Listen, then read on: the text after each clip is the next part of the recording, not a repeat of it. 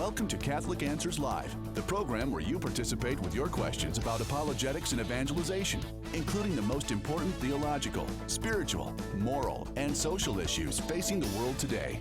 Call now with your question for today's guest. Toll free 1-888-31-TRUTH. That's 888-318-7884.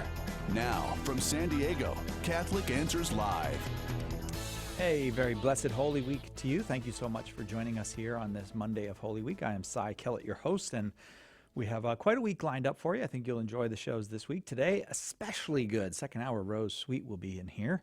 And you know Rose, it's always good when Rose is around. This hour, we're going to have an open forum all hour for those of you who are non-Catholic. If you're a non-Catholic and you got a question about Catholics, give us a call this hour, 888-318-7884.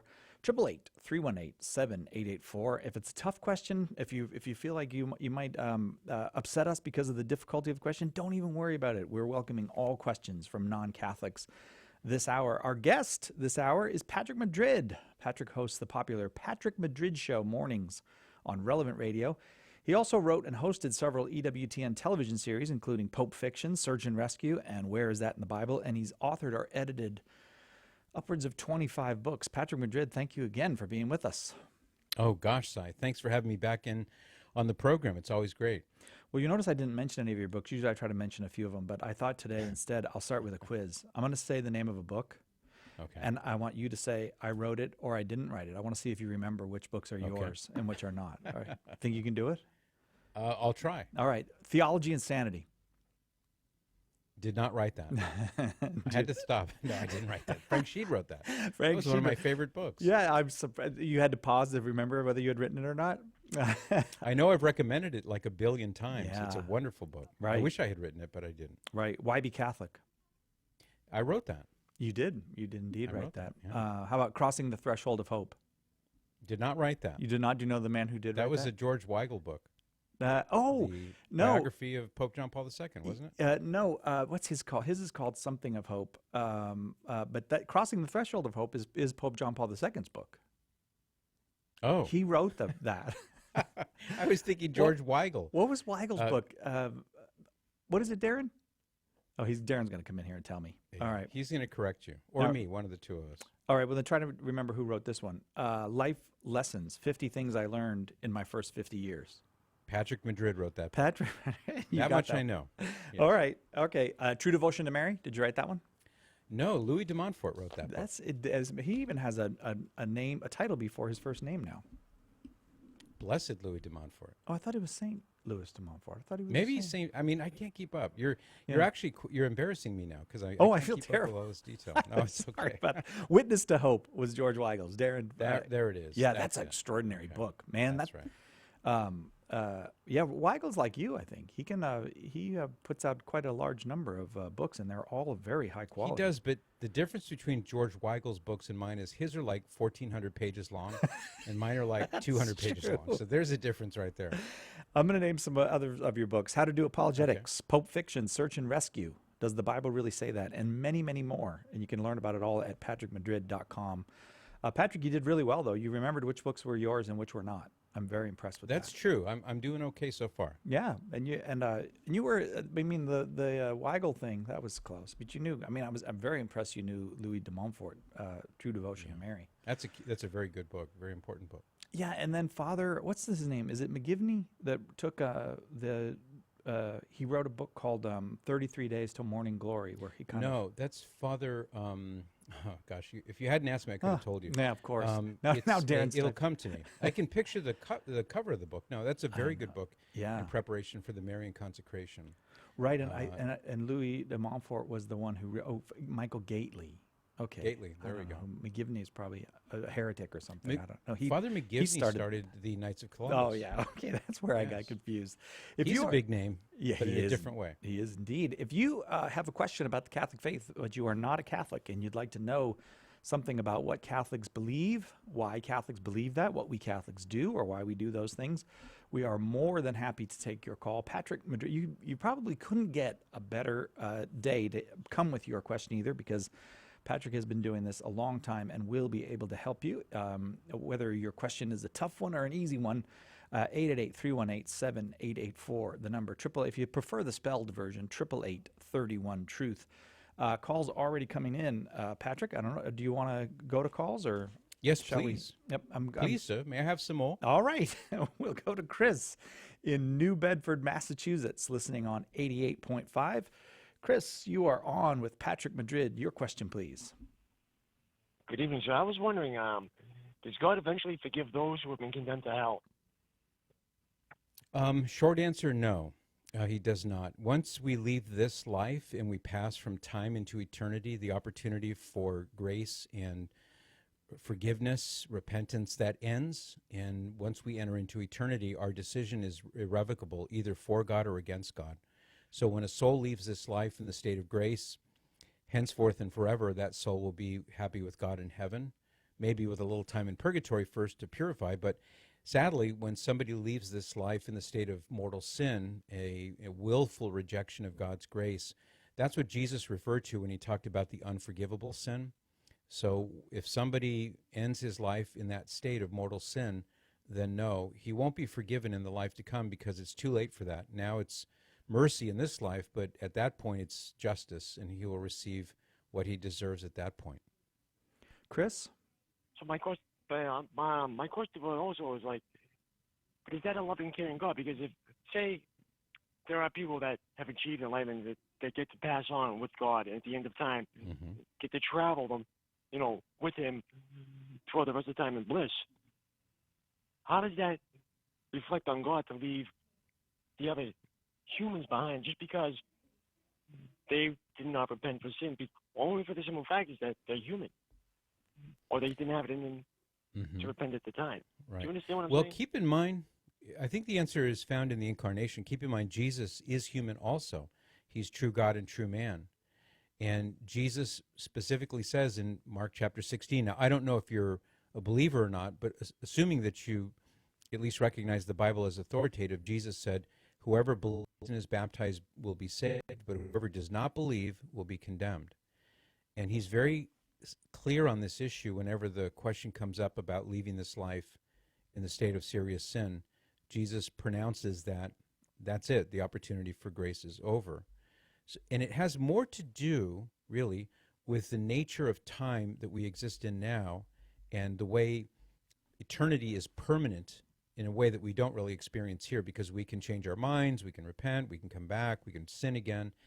Once we leave this life, an analogy that I use that may be helpful to you, I like to think of it as kind of wet cement during this life, where you can press your handprints into the wet cement and it will receive your handprint because it's not set up yet. So you can put your handprints, or you could write the date or put your name in the concrete before it sets up. But once it sets up, you can press your hands on that concrete all you want and it will not receive your handprint because it's now fixed. And in the same kind of way, the eternity is permanent, so that it's not so much that God says, okay, I'm turning my back on you, but your opportunity to change has finished now. And it's an eternal, unequivocal, permanent, decisive decision. And like the old saying goes, some people, they quote the line from the Frank Sinatra song, I Did It My Way. Well, the sad thing is that at the end of this life, if somebody says no to God, God says, thy will be done. If this is what you insist on, then so be it. So it's not God doing something wrong. It's human beings who say, I don't want God. And then when they find themselves moving from time into eternity, their decision is permanent. But God does not have in him the capacity to forgive them even after they see that, they're going to suffer for eternity in purgatory? Well, God can only do the things that are consistent with his nature. And he's an all-loving God. He's also all-just. And so justice is part of this. And so when somebody says that a permanent no, God respects that person's freedom and says, all right, if it's no, it's no. Is that your final offer? If it's no, all right, I'll respect that. It's not God doing anything unloving. It's God respecting the free will of the person who says no to him. Chris, we have to leave it there. I hope that was helpful to you. 888-318-7884 is our number. It is an open forum for non-Catholics today. If you are not a Catholic and you have a question about the Catholic faith, even if the question is a little bit challenging, we welcome it. Patrick Madrid is our guest. Patrick hosts the Patrick Madrid Show, mornings on Relevant Radio, and he's been in this apologetics. Well, how long is it now, Patrick? I mean, maybe you don't want to say how long, but it's been... You're afraid I'll date myself. Actually, my anniversary of working at Catholic Answers is 30 years ago this year. Wow. And so I'm into my 31st year now as being involved in apologetics. It's hard to believe. I started when I was 5. And it's gotten this far so quickly. It's you were a amazing. very precocious child. I was the youngest hire Carl Keating ever made. Really. And the impressive thing is how much it has all grown in those years. It's been extraordinary what has happened in Catholic media and Catholic apologetics. Oh my gosh. And just Catholic Answers alone. I mean, when I was doing the work I was doing with Carl and at that time Mark Brumley and a few of the other really early birds, there were no websites, obviously. It was way before then. There were really no conferences to speak of. Catholic Answers came out with the first apologetics conference in January of 1990. So we didn't have many of the great things that Catholic Answers went on to do, certainly not the radio program and the publishing unit and everything. But I like to think of, in those days, Si, we were like the laborers with the wheelbarrows full of cement. We were pouring the concrete for the foundation. And I feel good that we had a chance to pour that foundation, because upon that foundation, so many wonderful and important things have risen. All the different stories of Catholic Answers have risen. So it was a humble beginning, but it went on to very great things. The really important things happened after I was there, but I'm glad to have been a part of it. Well, foundations are kind of important, Patrick. Especially if you live on the 10th floor, right? Yeah, right. 888-318-7884, our number. 888-318-7884. If you are a non-Catholic, we're welcoming any question a non-Catholic might have about the life, the faith, the history of the Catholic Church. Give us a call. We'll be right back with more Patrick Madrid on Catholic Answers Live right after this. Hang on. We'll be right back with more Catholic Answers Live. God helps those who help themselves. Preach the gospel always. When necessary, use words. We all hear sayings like these, and we assume they come from the Bible, the saints, or famous Christian writers. Nobody can seem to place their origin, but by sheer repetition, they've acquired a halo of truth. In my new book, What the Saints Never Said, I look at over 40 of these well-known sayings and track them back to their original sources. You'll be surprised at what I found. Some are close to what was really said. Many were misattributed or twisted beyond their original meaning, and more than a few of these sayings were simply made up. I hope by setting the record straight, I can make you aware of the theological errors that can lead us away from the faith and offer you authentic quotes from Scripture, saints, and scholars that will draw you closer to our faith. Get your copy of What the Saints Never Said by calling 1-888-291-8000, by visiting the shop at Catholic.com, or by asking for it at a good Catholic bookstore near you. Homeschool Connections, an online provider of courses for your Catholic homeschool, is a sponsor of Catholic Answers Live. Homeschool Connections' website is homeschoolconnections.com. Over the years, we have heard thousands of stories of how the ministry of Catholic Answers and Catholic Answers Live has changed lives all over the world. Do you have such a story? We'd love to hear how Catholic Answers has changed your life. Send your story to us today. Email us at mystory@catholic.com, or you can call 619-387-7200 to make an audio recording of your story. Pope Francis said, "The key that opens the door to faith is prayer." Join St. Paul Street Evangelization by running a prayer station in the public square. You don't need to be a professional apologist or theologian. Just listen to the needs of the people you encounter. Offer encouragement, take prayer requests, and pray with people. Find out more and get involved today at streetevangelization.com. That's streetevangelization.com. Call now with your question. 888-318-7884. This is Catholic Answers Live. Open forum for non-Catholics this hour on Catholic Answers Live. Patrick Madrid is our guest. I am Cy Kellett, your host. The number again, 888-31-TRUTH. I did want to mention before we go to calls, and callers, hang on, we're going to get to you, and we'll get to probably to everybody if we time permitting. You got this thing coming up this summer that I was just checking the website out, Real Love, Real Life. in Orange County. What's that all about, Patrick? Oh, God, I'm really excited about this, Si. Thanks for mentioning it. It is a gathering for Catholic adults, and we say young adults, but we also put the word young in quotation marks.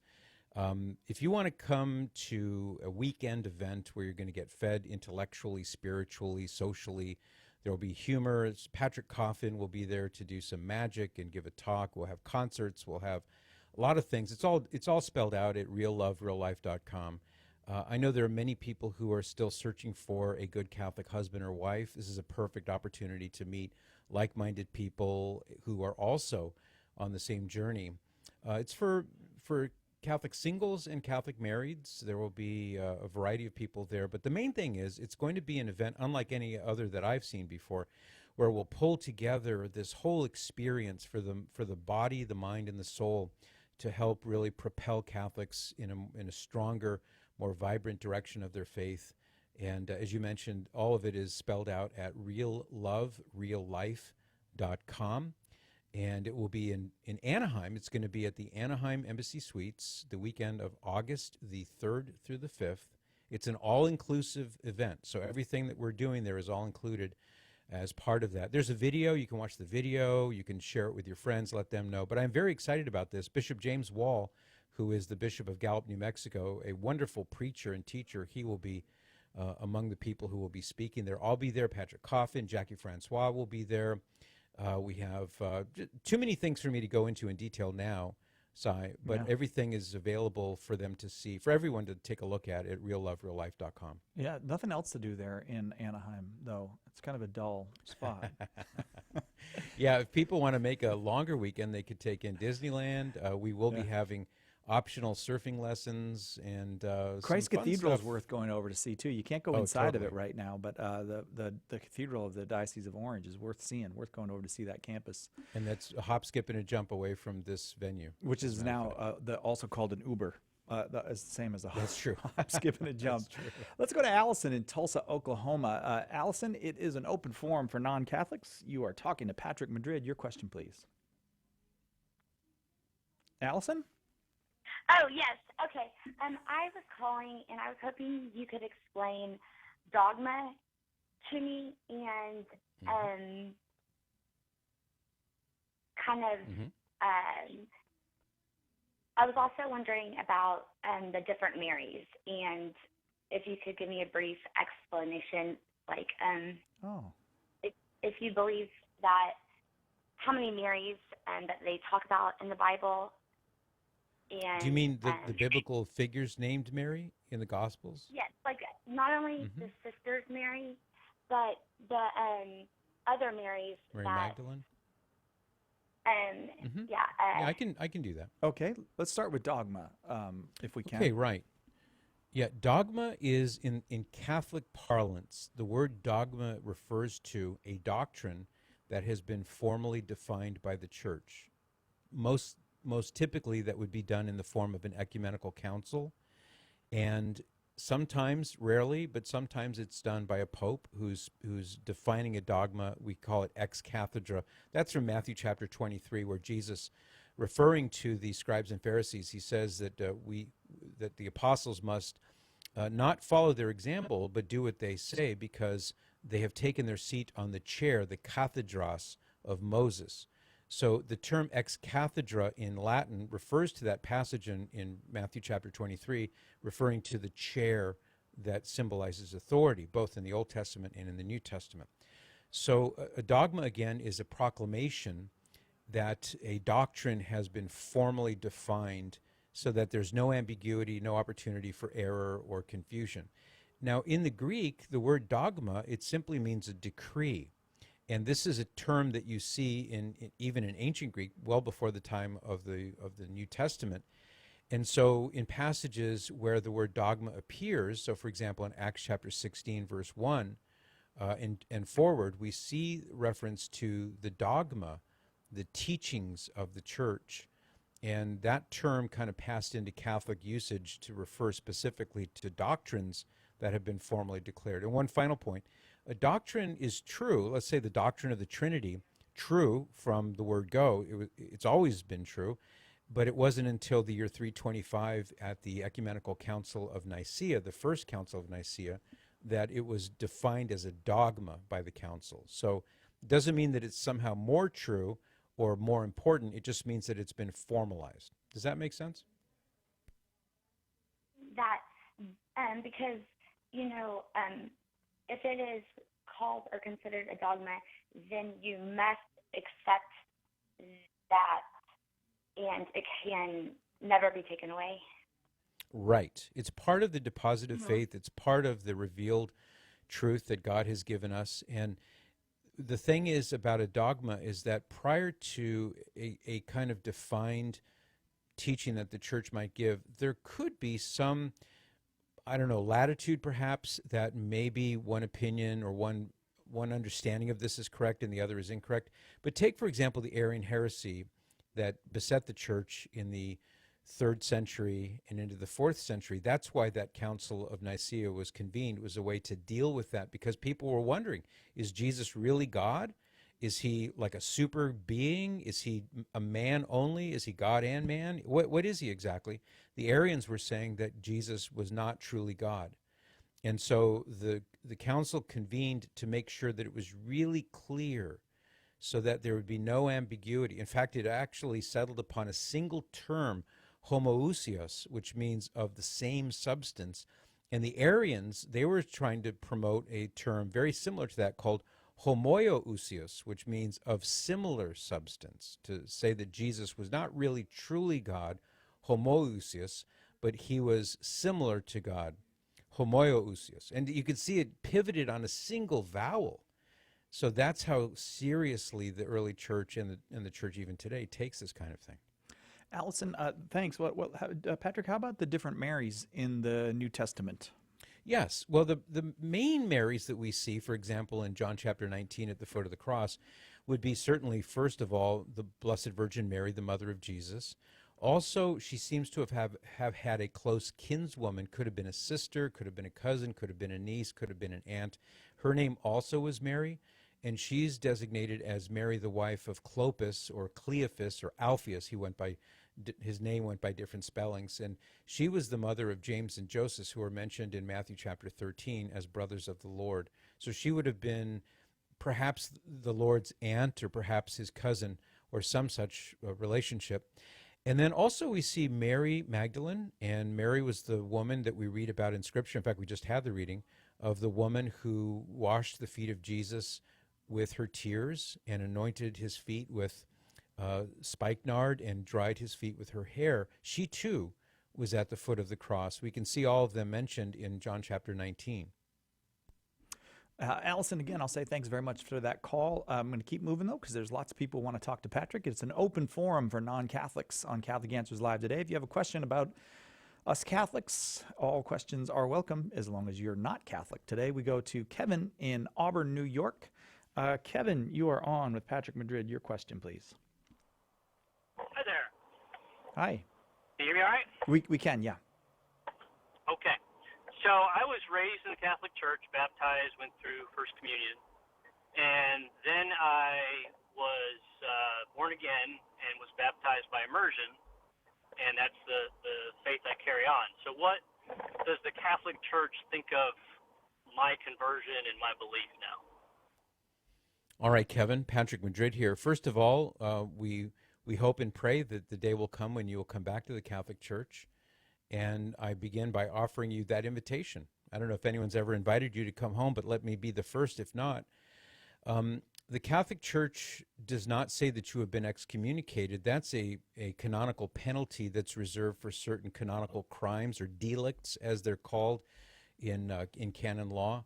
Unless you have done something specific like helped a woman get an abortion, paid for an abortion, encouraged an abortion. I mean, there's certain canonical crimes like that one could commit that would result in excommunication, short of the church formally proclaiming that you are excommunicated, but I doubt that those things have happened. But you are separated from the church, that's for sure, and it wouldn't take much to come back. I mean, if you wanted to come back to the Catholic Church, I mean, that may not be something you're thinking of, but if it ever were to happen, you would need to come back to the Catholic Church in a formal way, make a profession of faith, typically at an Easter Vigil Mass. And I realize that's not the question you're asking per se, but I just want to offer that by way of invitation, if the day should come that you'd like to come back home. Okay. So am I, I believe that Jesus is the Son of God. I believe in the Trinity. So does the Catholic Church still believe that I'm saved? The Catholic Church would say that you are a baptized Christian by virtue of your baptism, and therefore, and by the way, that's when you were born again the Bible way. If you're talking about being born again scripturally, John chapter 3, and what Jesus says, that refers to the being born again the Bible way through the sacrament of baptism. But we would regard you as a separated brother in Christ, and we hope you'll come home. Kevin, thanks very, very much for the call. Lots more calls to come during this open forum for non-Catholics this hour. Patrick Madrid is our guest. Our number, 888-318-7884. We'll be right back with more open forum for non-Catholics on Catholic Answers Live right after this.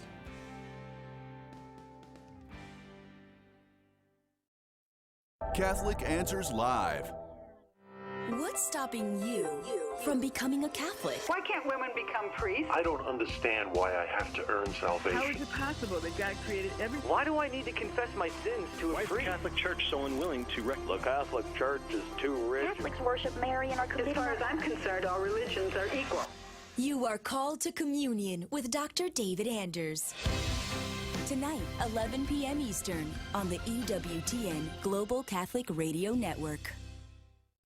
50 years ago, Blessed Pope Paul VI released his encyclical Humanae Vitae, reaffirming the Catholic Church's condemnation of contraception. Catholic Answers magazine is marking the anniversary with a very special issue delving deep into what is arguably one of the Church's most controversial documents in modern times. Want to be sure to get your copy? Subscribe right now to the best Catholic apologetics magazine anywhere by calling 818-487-2011 or by going to CatholicAnswersMagazine.com. We'll take you on an exploration of the crucial social and theological issues surrounding the encyclical and try to answer questions about the theological core of the issue of contraception, possible limits of the document's teaching, what led the Pope to issue the encyclical, and so much more. Don't miss out on what will be a virtual handbook on the most important aspects of Paul VI's profound and prophetic document. Don't wait another moment to subscribe. Call 818-487-2011 or go to the shop at Catholic.com right now to get subscriptions for yourself and those you love. Share the faith. Defend the faith. Catholic Answers magazine from Catholic Answers, the most trusted name in Catholic apologetics.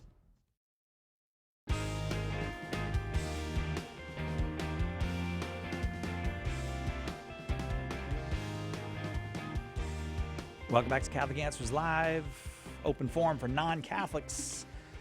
That means anybody can call who maybe we've had callers who have left the practice of the Catholic faith. We have had callers who are atheists. We have callers who we're not exactly sure what their background is. All that's welcome. You don't have to share anything personal with us. Just if you've got a question about the Catholic faith, something you're curious about, maybe something that bothers you, maybe it's an obstacle you're facing as you consider whether or not to come into the Catholic faith. All of that is welcome. 888-31-TRUTH is the number.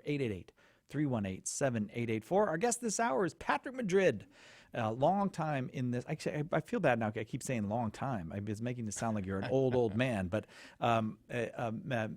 yeah, he is an old man, actually. A long time. That's not. I'm thinking of that Neil Young song. Old man, look at my life. Right. I'm exactly. a lot like you were. Yeah. Author of 25 books and a bunch of TV shows and radio shows, and I've been doing this for a long time and happy to take your call. Don't worry, there's nothing's going to upset us. If you've got the question, we'd love to do our very best to get you the answer. Philip in Texas, listening on 1430 AM. You are on with Patrick Madrid. Philip, your question. My question is, out of all the different religions in the world, how are you certain that Catholicism is the true religion? I don't know if everybody could hear that, so I'm just going to repeat it. So of all the different religions in the world, how can you know that Catholicism is the true religion? That's really the question of Yeah. all questions that one could ask. So thank you, Philip, for that. For me, I peg everything on Jesus and his claims. Jesus, unlike Moses, unlike Muhammad, unlike the Buddha, unlike anybody in recorded history who went on to found what we would think of as a world religion, only Jesus claimed to be God himself, and then backed it up with unbelievable teaching and miracles. And the icing on the cake, so to speak, is the fact that he predicted that he would die and that he would rise again from the dead. And he did. And there were witnesses to his resurrection who were willing to die for something that, if it weren't really true, maybe you could find somebody somewhere who would be addled enough that they would be willing to die for something that they thought was true but really wasn't. But there's really no way to account, humanly speaking, for hundreds and even thousands of people being willing to die for something that they knew deep down inside wasn't true. So you have, first of all, the apostles and the various disciples and others who were eyewitnesses to Jesus' resurrection. They spoke to him, they ate with him, they felt his body in some cases, like St. Thomas. And to a man, to a woman, they were willing to die when necessary, if under persecution, because they were not willing to recant that Jesus rose from the dead. That's very powerful to me. And as I consider the historical evidence for this historical figure, Jesus, and the teachings, and the fact that he not only claimed to rise from the dead, but the eyewitnesses say that he did rise from the dead, when you start putting the whole picture together, it by far, in my view anyway, transcends the wisdom of, say, Confucius or the wisdom of some other major religious figure. It goes so far beyond that, and Jesus says things like, before Abraham was, I am. He identified himself as God. And the crowds, in some instances, wanted to kill him because they thought he was blaspheming God by using that divine name, I am, is how we'd say it in English. They picked up stones to kill him. So he was not only very clear and explicit that he is God, but also the people around him knew that that's what he was claiming. And so all of it taken together, and I only have a few moments, so I'll have to be very truncated, but all of it taken together, when you consider the case for Christ, I have no other option but to believe that he is God based on the evidence, and in faith accept that and then follow him as my Lord and Savior. That's why I choose the Catholic faith, because I see similarly that it was the Catholic Church that Jesus established. He didn't start Calvary Chapel. He didn't start the Church of Jesus Christ of Latter-day Saints, the Mormons. He didn't start the Jehovah's Witnesses. He didn't start Good Book Baptist. He didn't start any of those organizations. The one church that can trace its existence historically with an unbroken chain of evidence from the present day back to the time of Jesus is the Catholic Church. And as an aside, we do include the Eastern Orthodox churches in that claim. So for me, the evidence is overwhelming. And that's why personally, I believe the Catholic Church is the only choice when it comes to what religion to follow. Philip, we had a little bit of a rough connection, but if we can hear you, I'll give you a follow-up. Okay, thank you. Did you want to say anything, Philip, in response? No, just if you recommend any kind of resources for somebody who doesn't currently believe. Yes, and I do appreciate you asking about that, Philip. Thank you. I would recommend a couple things. Number one, read the four Gospels. If you have a chance, just sit down and just read your way through the four Gospels, beginning in Matthew, chapter 1, verse 1. And there you're going to encounter Jesus face to face. You'll hear what he has to say. You'll understand his teaching. Then you might want to graduate to a book by Peter Kreeft. It's called The Philosophy of Jesus. And that is really a very helpful kind of overview of the teachings of Jesus for your evaluation. You can consider and say, does this ring true to me or not? You might also want to read another book by Peter Kreeft. It's called Jesus Shock. And that does a little bit more specific focus on the doctrines and things. If you're interested in a history of the Catholic Church, I wrote a book that gives you kind of a brief overview. It's called Why Be Catholic? That ties in with the message and the person of Jesus. It was published by Doubleday. Just look it up online, Why Be Catholic? 10 answers to a very important question. And that's my personal contribution to trying to answer the question that you're asking about. Well, if Jesus is God, then how do we know what kind of church he founded? And how do we locate that church? I give you my perspective on why I believe that's the Catholic Church. Philip, I'm going to say thank you there, and also just let you know we do open forum for anyone every Tuesday and Thursday. So if you ever want to call back as you investigate these things and have a question you'd like to ask, please continue to call. We look forward to it. Marcia in Houston, Texas, also listening on 1430 AM. You are on with Patrick Madrid. Marcia, your question. Good day. I've been listening to Catholic radio for a while, and I heard a program last week where there was the subject of evolution, and the answer to that via the Catholic faith is my understanding that you leave that decision up to the individual to make, whether to believe in evolution or not. And that's just so contrary to what I understand that I wanted to hear that again, to try to understand how that works. That's a great question, Marcia. Thank you. Patrick Madrid here. Well, first of all, let's just say this, that we as Catholics, we believe that revelation is imparted to us in two major categories. We have what's called natural revelation. Natural revelation comprises the universe, the cosmos, and everything in it that points us to God. In fact, St. Paul talks about that, how he says that nobody can really deep down inside claim that God doesn't exist. And I know some people are rolling their eyes saying, well, I deep down inside say that God doesn't exist. But St. Paul's point is there's sufficient evidence in the cosmos, in nature, all around us that points to the existence of not just God, but also a good and loving and personal God. And so natural revelation is the domain of science, and science can tell us things about what we can study, what our senses can apprehend. The second category is divine revelation. So that would include apostolic tradition, the Holy Bible, and most of all, and most fully of all, would be Jesus Christ and his fullness of revelation that he brought with him in his own person. So let's just look for a minute at natural revelation. Science is a tool that we can use, and we should use, to determine the truth of physical things. And so to the extent that science is able to determine the truth about natural processes or how things came into existence, we should listen to science and we should heed its findings. It's part of our ability to understand natural revelation. And with regard to evolution, the Catholic Church does not take a hard and fast position and say that it's this or that. Rather, what the Church says is that, number one, we must remember that God is the progenitor of everything that exists, either directly or indirectly. So God created the universe. He spoke it into existence, you might say, out of nothing. And then through secondary and tertiary causes, other things come into existence. But God is the source of everything that exists, ultimately.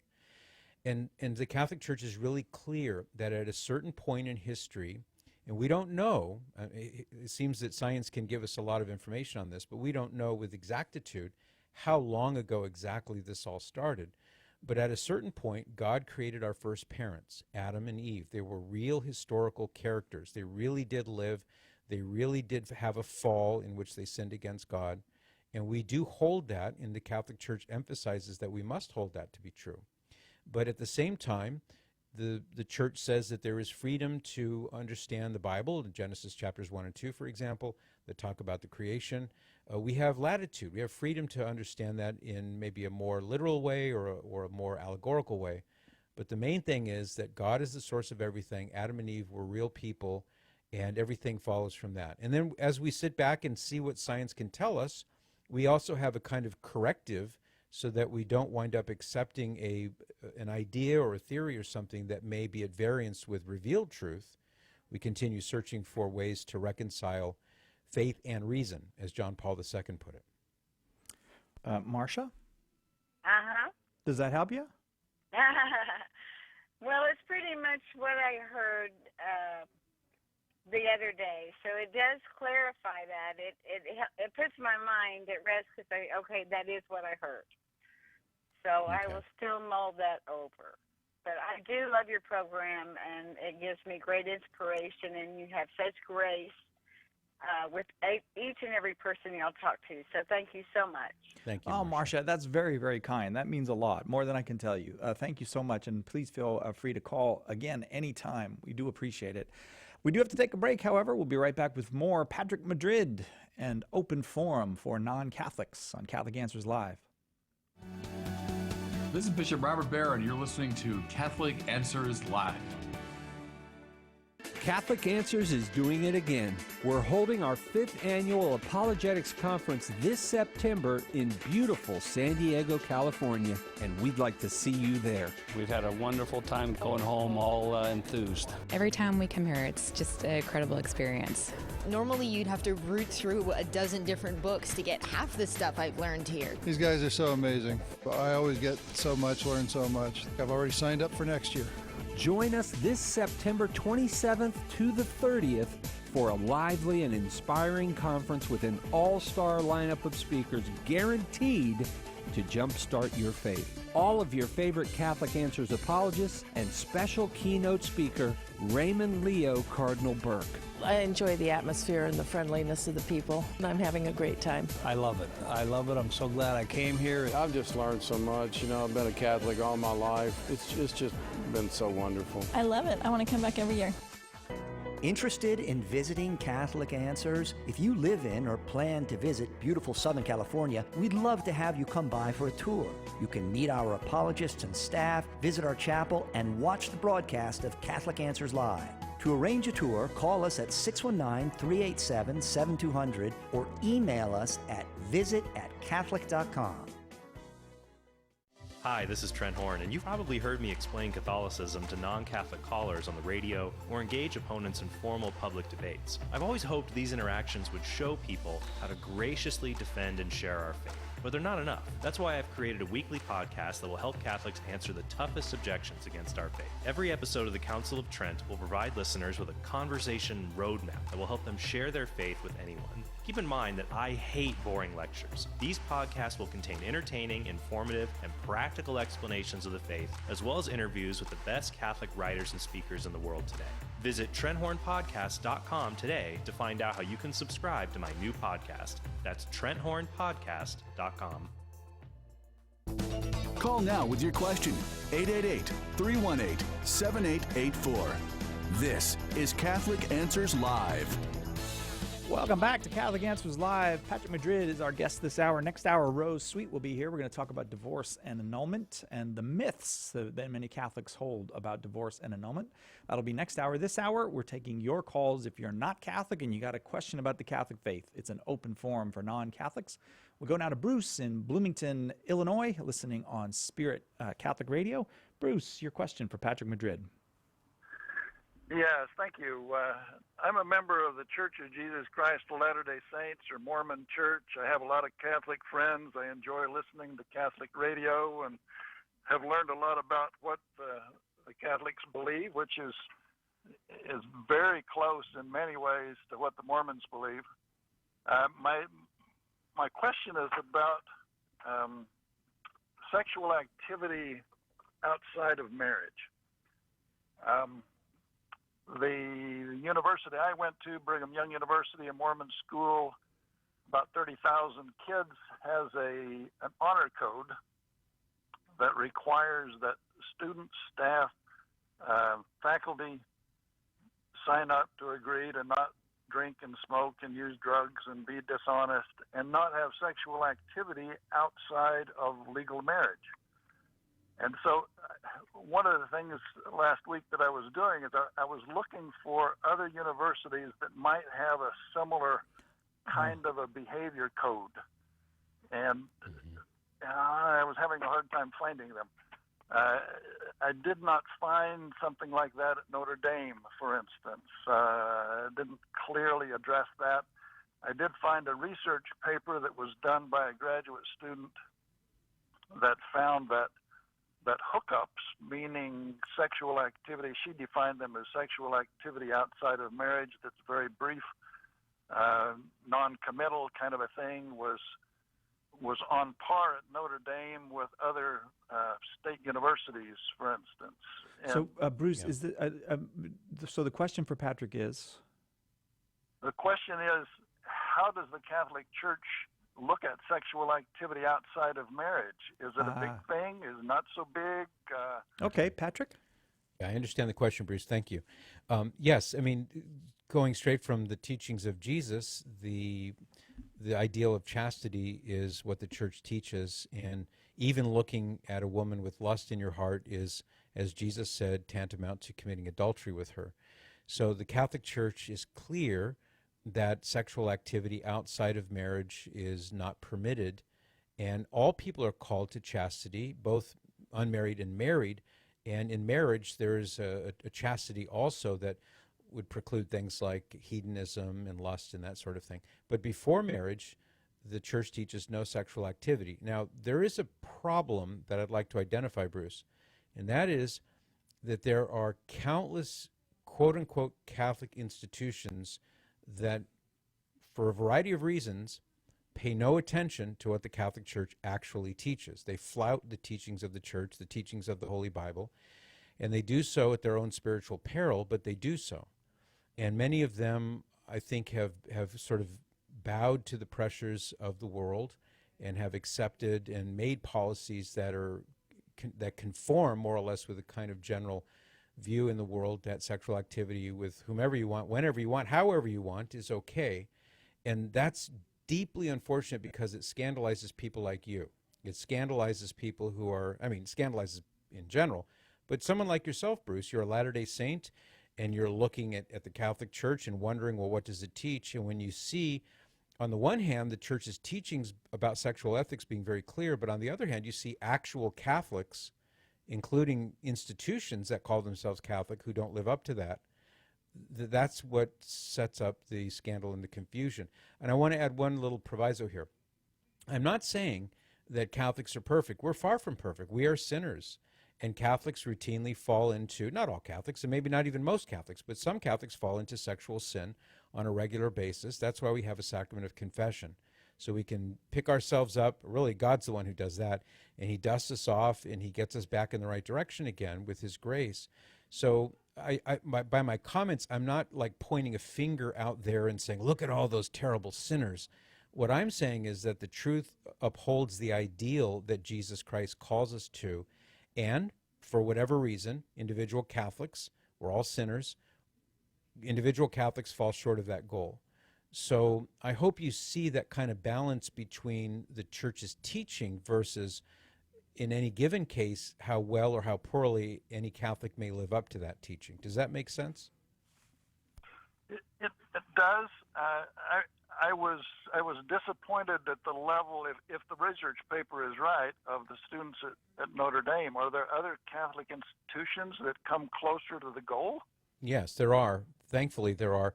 Let me suggest to you an organization called the Cardinal Newman Society, N-E-W-M-A-N, the Cardinal Newman Society. Their website is cardinalnewmansociety.org. And they're not the arbiters of who is holy and who is not, nor do they seek to be. But they do compile every year a list of the Catholic colleges and universities that are faithful, at least ostensibly faithful, to the teachings of the Church. And so they compile this list. It's called the Newman Guide, that will give you the figures, the facts, the dates, so that you can, if you were a Catholic parent, have a more informed choice about where to send a son or daughter to college. Now, this is not foolproof, and it doesn't mean that every single college listed here is as pure as the wind-driven snow in terms of the students that are involved. But at least the institutions themselves are committed publicly to trying to inculcate and promote this Catholic teaching on sexual ethics. The students, of course, they're going to have greater or lesser degrees of success, but at least these are higher institutions that really take that seriously and make a strong effort, similar to BYU, to have that lived out among the students. Bruce, thanks so much. I hope that was helpful to you. We're going to move on. We go to Emily in Odessa, Missouri, watching on YouTube. Thanks for watching on YouTube, Emily. Your question for Patrick. Yeah, I am a Protestant, biblical Christian, and my question is about adult learning in the Catholic Church. Why does it take so long? I keep forgetting the name, what you guys call it. RCIA? But I've been having issues trying. I think you have to go to a local parish. I have been looking for a way to do that without going to a local parish, because I might not like what's going on in my local parish, and there are other places to go. Right. If there's online school or there are, know as a matter of fact, anything? Emily, I'm happy to hear that you're interested in the Catholic Church. I would get in touch with the Augustine Institute. They have a great website. It's called formed.org, formed with the D at the end, formed.org.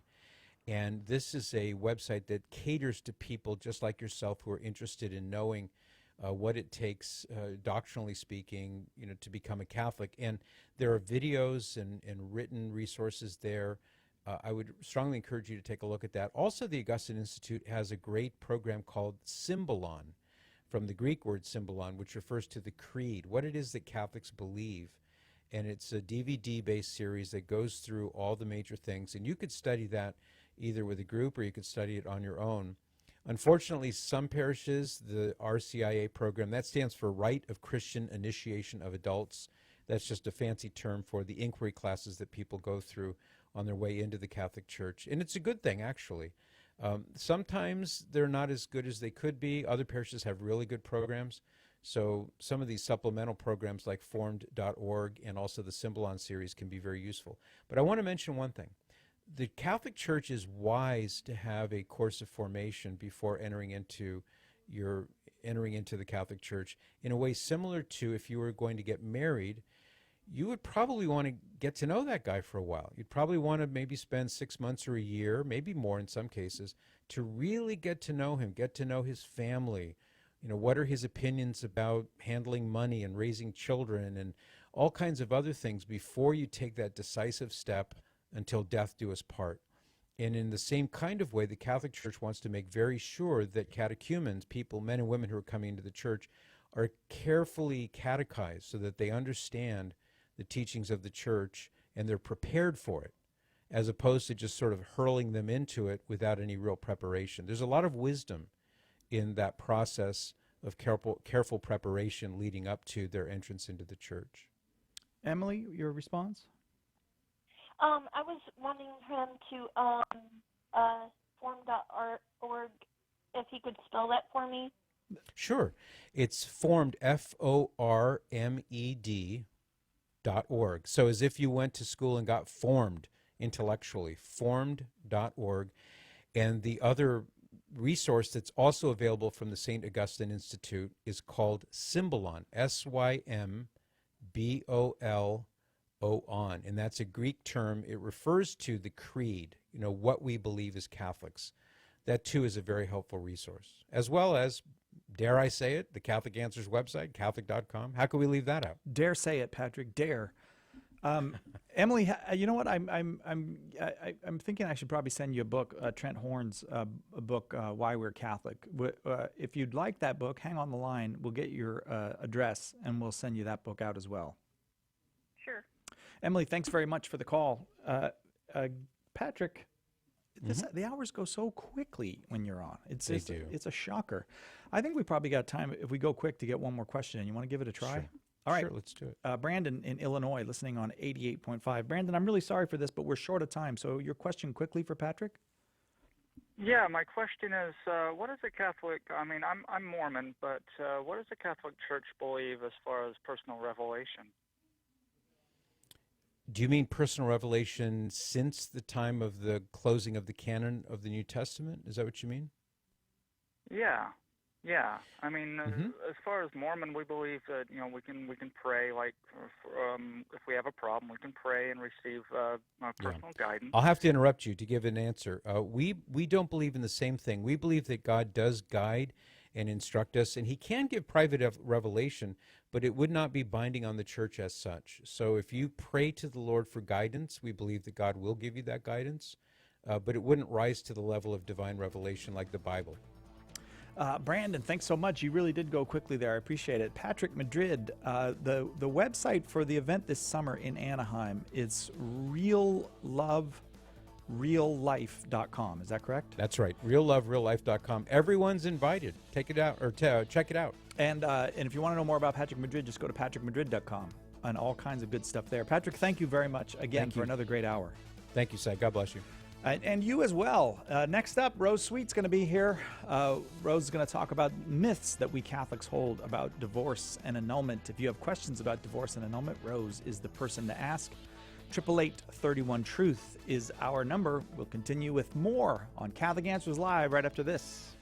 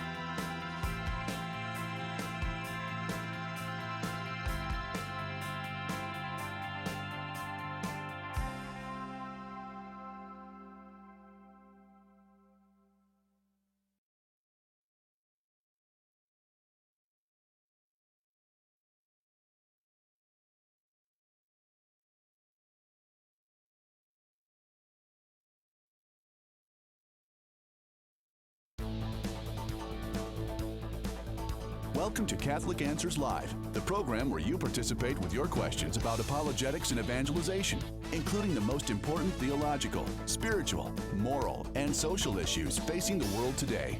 Call now with your question for today's guest. Toll free 1-888-31-TRUTH. That's 888-318-7884. Now, from San Diego, Catholic Answers Live. Welcome back to Catholic Answers Live. We're really getting going now on this Monday. Rose Sweet is here in studio with us. We're going to talk about divorce and annulment and the myths that people carry around about divorce and annulment. If you have questions about divorce and annulment, 888-318-7884 is our number. 888-318-7884. Rose is a leading expert in pastoral issues surrounding separation, divorce, annulment, remarriage, blended families. She's the author of a whole bunch of books, including Healing the Divorced Heart, a devotional, and Rebuilding After Divorce, How to Make Your House a Home Again. She created the widely used DVD series. It used to be called The Catholic's Divorce Survival Guide. And now it's called Surviving Divorce. Surviving Divorce. I gotta put that in my No, notes, that's every okay. time I forget the new name. Surviving Divorce. Hi, Rose. Hi, it's good to be here. Very good to have you here. Rose, okay, so I guess we're in a very strange time as far as Catholics and marriage go. And it's probably, if I wanted to count what the strange time is, it's probably like the last 75 or 50 years. And we've gotten just confused, I think. And even people of very, very goodwill. I mean, we don't remember what the church teaches, or we don't have confidence in it because of the sexual revolution, or many what do you people make of it? Many people don't even know, period, because of poor catechesis Yeah. over the last few decades. Right. But, the truth is still there. This is divorce and annulment and remarriage is a difficult topic. It makes people so upset and so angry and so fearful. And that's why I think it's good that we talk about it. What does the church really say? Yes. Okay. So, well, what does the church say? I mean, first, I guess, can Catholics get divorced or not? Yes. Oh. But it's not that simple. Okay. That's okay. Okay. Here's the first thing that I'd like to start with. Okay. Each person is unique and unrepeatable, right? There's no other Cy Kellett, and there never will be. There's no other Rose Sweet, never will be. Well, so when two unique and unrepeatable people get married, that relationship is unique and unrepeatable. It's subject to certain circumstances and conditions. So if that couple gets divorced, we can't just apply the same blanket statement to everybody. We have to look at what went on with each of those two people when they said I do. And that's what I love. That's so just, and it's so loving, and it's so merciful. And that's what the church does. The church says, look, if you go through civil divorce, if you felt that you had a reason to, or maybe you just did because you were a sinful, selfish jerk, we're going to help you look at that and see where you stand now and how you can move forward to happiness and holiness. So take a deep breath, everybody. The church is our mom. She loves us, and she has all the answers. Yeah, well, that's kind of a refreshing thing to hear. I mean, because I do think there's many people who just don't know, or maybe it's not just a matter of don't know, but have anxiety or upset about their relationship with the church. Well, that's because people mistakenly feel that the church doesn't understand me, the church doesn't get me, the church doesn't want me to be happy, the church just wants to shove rules and regulations down my throat. Or on the other hand, some people are worried that the church today is getting too loosey-goosey and doesn't care very much about the sanctity of marriage. Right. And we'll let those people get divorced on a whim. Yeah. And get off scot-free and go marry their girlfriends and live happily ever after while I stay home with the kids and the mortgage and I suffer. Yeah, right. So it's all over the place. Well, what do you say to that second one, though? Because I hadn't thought about that, but there is this anxiety that, well, are we taking seriously what the Lord said about marriage anymore, or do we not take that seriously? Is this all cop-out stuff, or... We totally take it seriously. You and I do, but the reality is, as Patrick was saying in the earlier hour, is that the church has the rules and regulations we got from God himself to keep us safe and healthy and happy. And if we follow them, that should happen. But there are many people, even Catholics, who don't follow them, who decide on their own, I can pick and choose. And, that's called sin. So the church still has a remedy for that. If somebody, let's say a priest says, oh, you can divorce your husband, you can divorce your wife. Yeah. You're not happy. God wants you to be happy. He's wrong, right? In this hypothetical situation. Yes. He needs to go to confession.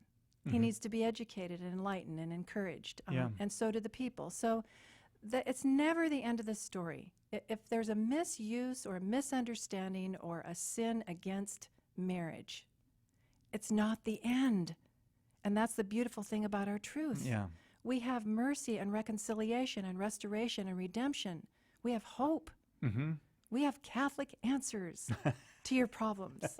Right. Yeah, but now I think that a very common thing now among Catholics is this kind of, I would almost call it like Catholic Rumspringer or something like that. The Catholics at about, I don't know, at a certain young age, some is, like in middle school, some maybe in college, they take a break from their Catholic faith. They get really, the catechism of the world is very powerful.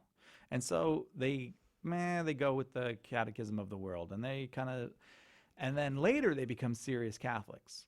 But what about they got married in the interim and they've, do you see what I'm saying? I do. And here's what we have to be careful. We can't say, what about they? Now you're just talking about a big collective they, right? Okay, fair enough. We have to go back and say, well, we don't know. Maybe that couple didn't know what they were doing, weren't properly disposed, and have grounds for divorce or annulment, and this couple doesn't. Mm-hmm.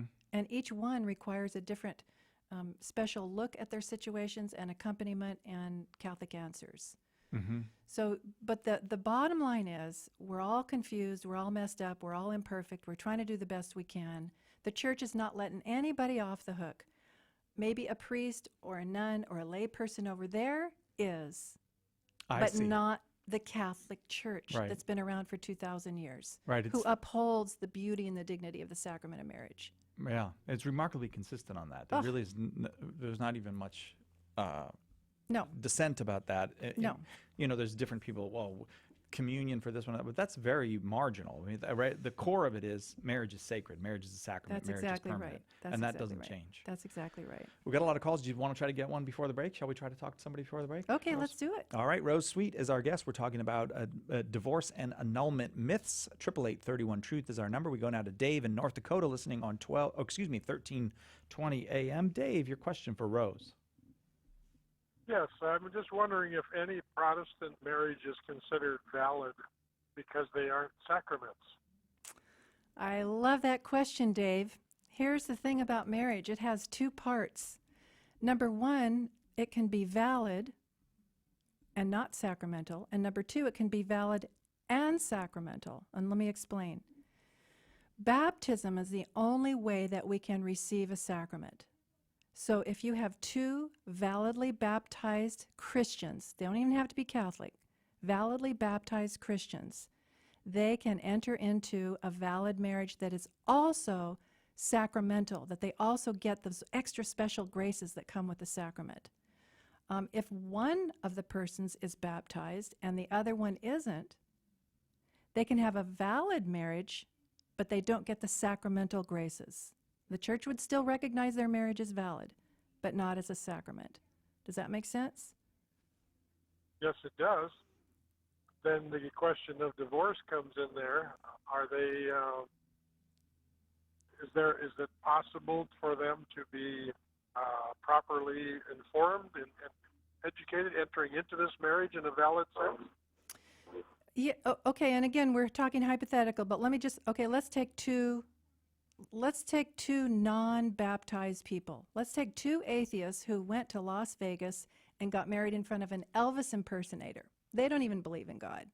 But they do believe that marriage is between a man and a woman, and that they should be faithful to each other sexually and otherwise, and they should be open to the gift of children, and that they are to stick with each other till death do they part.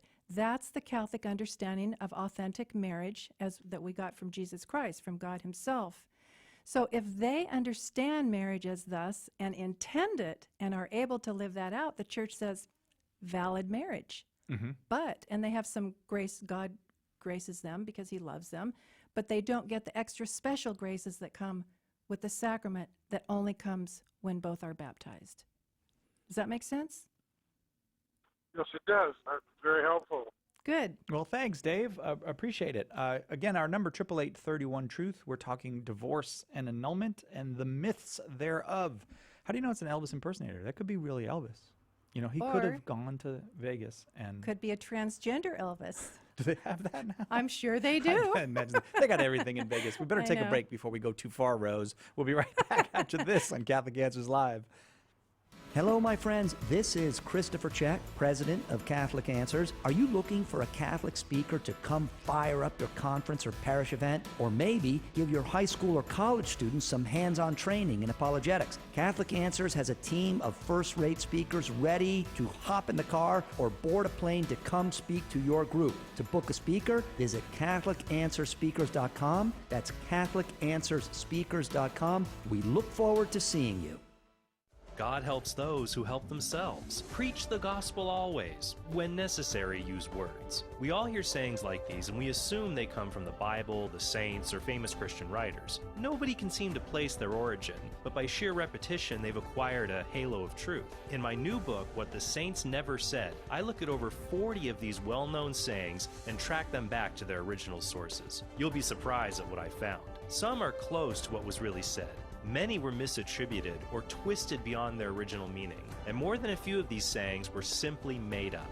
I hope by setting the record straight, I can make you aware of the theological errors that can lead us away from the faith and offer you authentic quotes from Scripture, saints, and scholars that will draw you closer to our faith. Get your copy of What the Saints Never Said by calling 1-888-291-8000, by visiting the shop at Catholic.com, or by asking for it at a good Catholic bookstore near you. Catholic Answers Live is brought to you in part by CatholicSingles.com, the website for Catholics who want to meet others who share their Catholic values for faith, fellowship, and love. You can learn more at CatholicSingles.com. Catholic Answers Live thanks CatholicSingles.com for their generous support.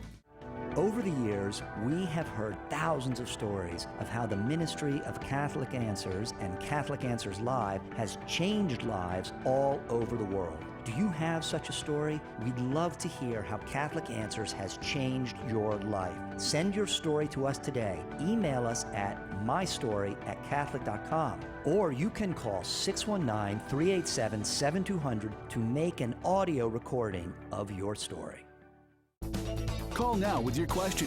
888-318-7884. This is Catholic Answers Live.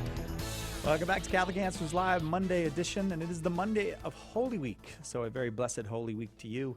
Wait, did you notice I wore You Lenten did. You purple? wore your Lenten purple, Just for yes. the occasion. Good for you. Look Yes. at how out of sync I am. I wore I know, green. but that's somber though. That goes with Holy Week.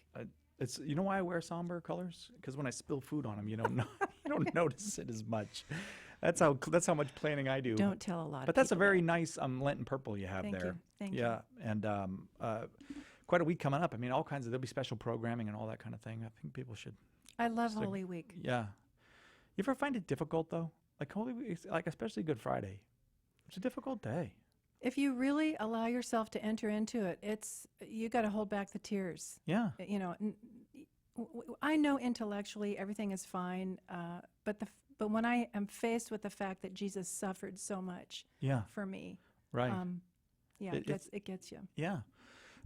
It's good for us, though, to remember. It is good. 888-318-7884, the number. We're talking about myths having to do with divorce and annulment. Divorce and annulment myths. Myth number one. Look, an annulment is just Catholic divorce. Well, that's maybe true for you, but that's not true for me. Wait, you can't say that. That's relativism. I know. What are you talking about? No, it's not just Catholic divorce. The Catholic Church does not believe that divorce is possible when, in fact, there is a valid sacramental marriage bond. Nothing can break it. Nothing. Except death. Yeah. But the Church does recognize that some people enter marriage wrongly and that there may not be a valid bond. Yeah. And so she investigates through a competent tribunal what was going on when you said I do. Yeah, like, I think in extreme cases, people would get this right away. It's just intuitive. Like, if somebody kidnaps somebody and forces them to marry them, that's not, there's no way that could be a valid marriage. Right. But it's the less extreme cases that people are like, wait, isn't that just divorce? Like, you know, like maybe like even fraud, somebody defrauded, they didn't tell them the truth about who they are or what they are. Right. Or some guy takes his niece down, or his daughter even, and tries to marry her. Right. Yeah. And I think when it's the more common cases, we go into shock because I think our emotions get in the way. We get scared, like, what does this mean about my marriage? Oh, yeah. And then also, I think it's lazy thinking. This is complex stuff. Yes. Because right. we're complex people, and marriage is unique and unlike any other relationship. Right. And it requires thought. But marriage properly entered into, where both people are free of impediments and willingly choose it, is an unbreakable bond. With the exception, and this is okay, of the Pauline and the Petrine privilege, and this is another thing. This is called the favor of the faith, and that's another whole show we could get into. But it means if somebody's not baptized, let's say 2 people not baptized, and one wants to finally become a Christian, and the other one will have nothing to do with it. Yes. Now there's a big conflict, and the church and sometimes the Pope may get involved and say, that is a valid marriage. It's not sacramental. Yeah. It is valid, but we are going to dissolve it in favor of this person entering into the faith. Yeah. So anyway, that on a quick thing. Oh, yeah. Yeah. I love it when you correct me. I wish my husband was listening right now. He would know that I don't really mean that. I know, he would. 318-7884. Second myth, it costs an arm and a leg to get this and all. Okay, I know that my marriage was not valid and blah, blah, blah, blah, but it just costs so much to get this annulment. I can't do it. Well, that is a lingering myth. It's still there. People used to think, if you were a Kennedy, you could get one if you had all the money. But no, canon law always provided for hardship, always. That if you couldn't pay the required processing fee in your diocese, you didn't have to. You could make small payments.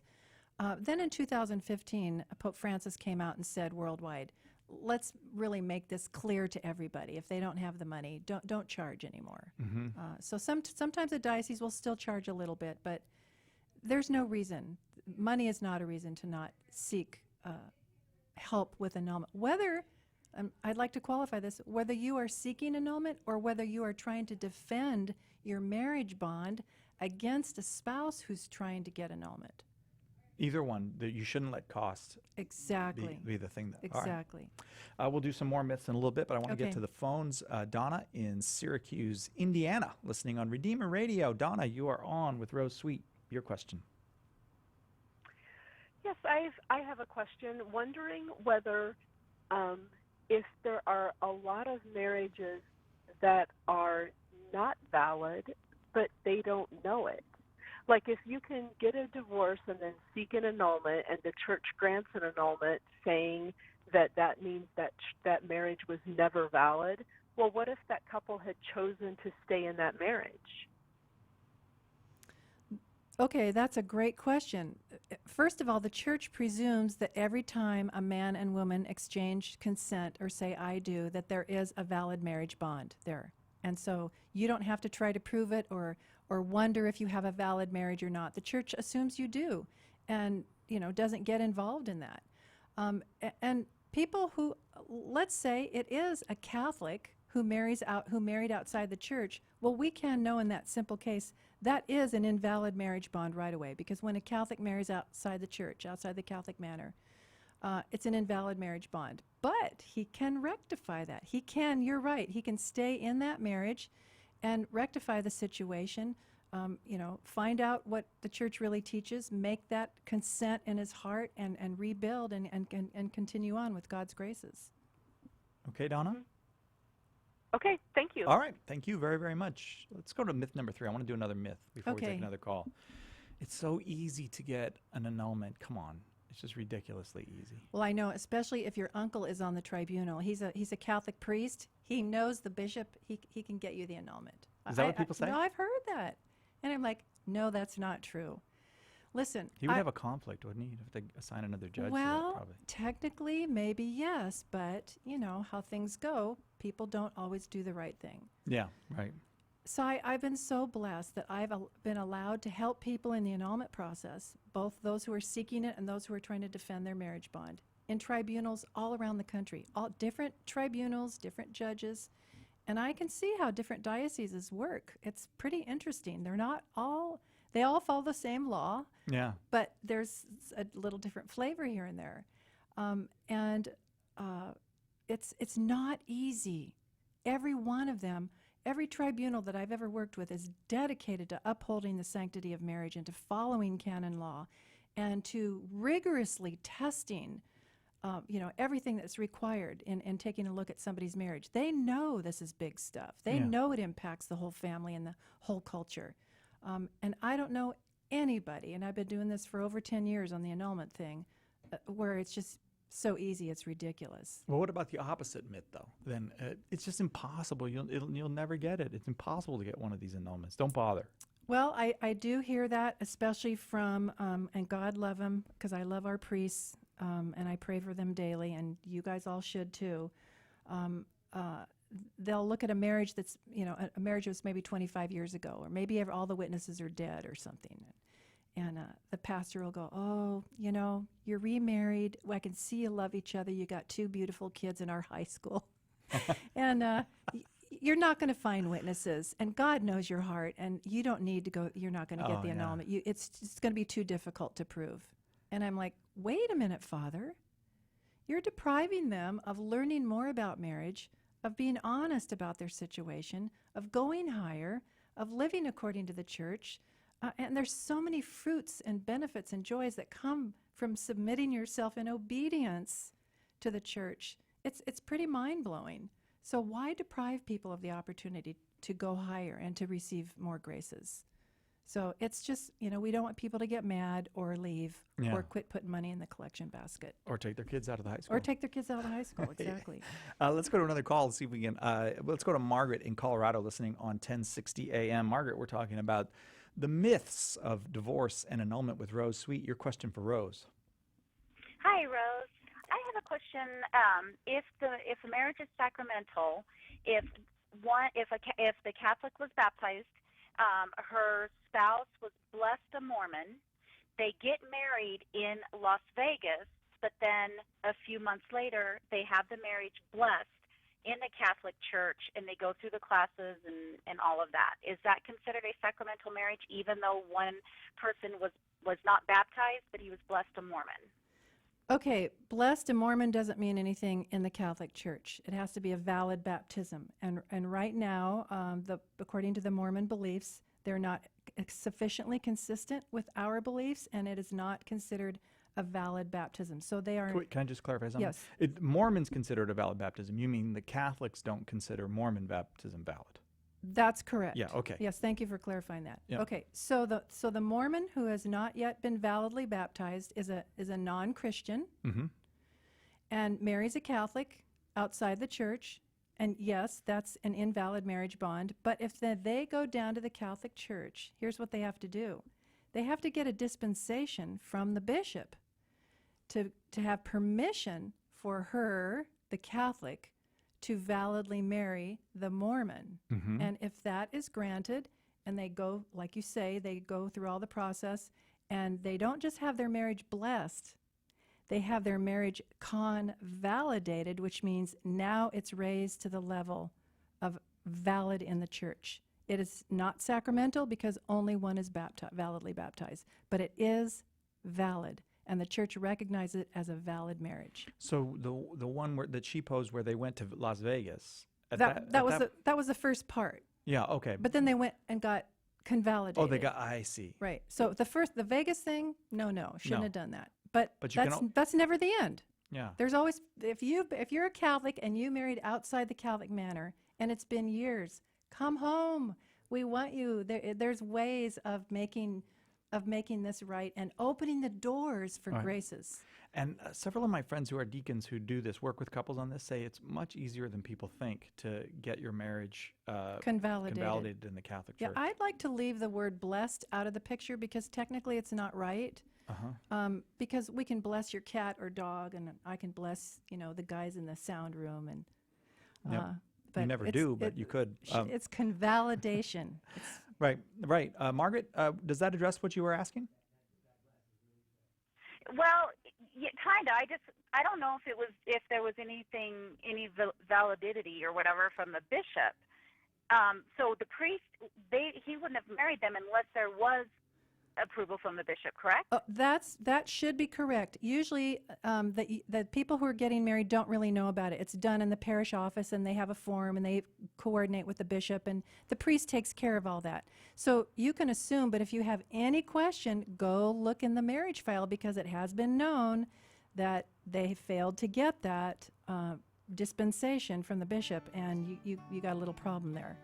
Margaret, thank you very, very much for that call. We're talking about the myths surrounding divorce and annulment in the Catholic Church with Rose Sweet, our guest this hour. Our number, 888-318-7884. If you prefer the spell version, 888-31-TRUTH. More with Rose on annulment and divorce when we come back after this on Catholic Answers Live.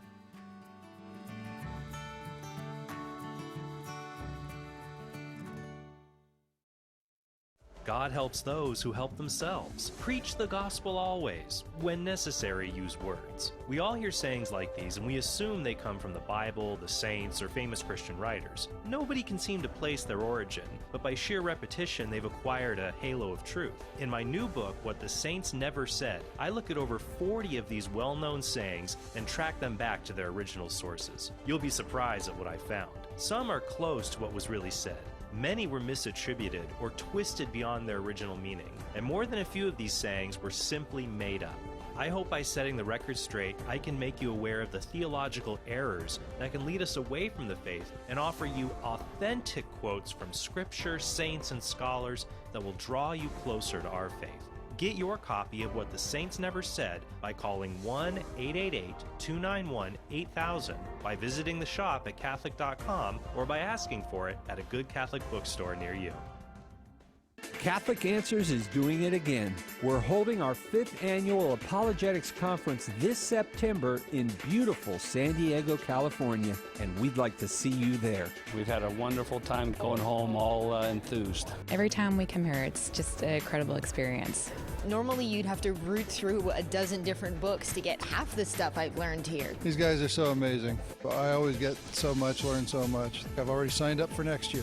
Join us this September 27th to the 30th for a lively and inspiring conference with an all-star lineup of speakers guaranteed to jumpstart your faith. All of your favorite Catholic Answers apologists and special keynote speaker Raymond Leo Cardinal Burke.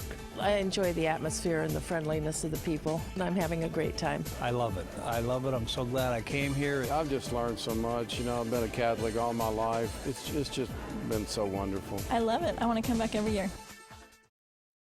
Look to EWTN for inspiring Lenten programming. Can you go out of your way this Lent, maybe even today, to find a way to do some small kindness for someone you find difficult? Actually, fasting was an important part of American life a century and a half ago when the country was predominantly Protestant. 2 or 3 times during the Civil War, Abraham Lincoln put the whole country on a day of fast and abstinence. Lenten programs now through Holy Thursday on EWTN Radio and TV.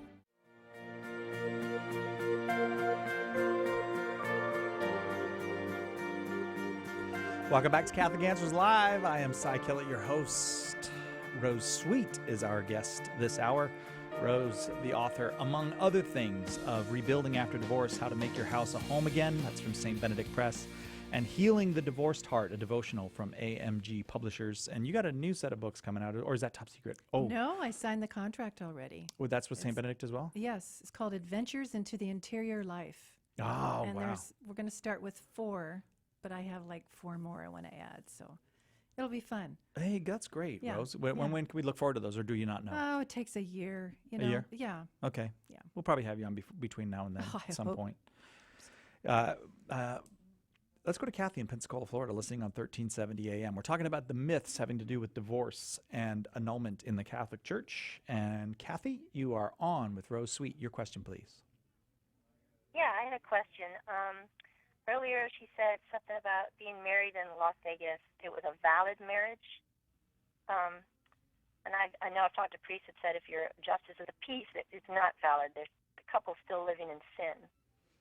Kathy, I didn't understand. that's a great question. Let's clarify that.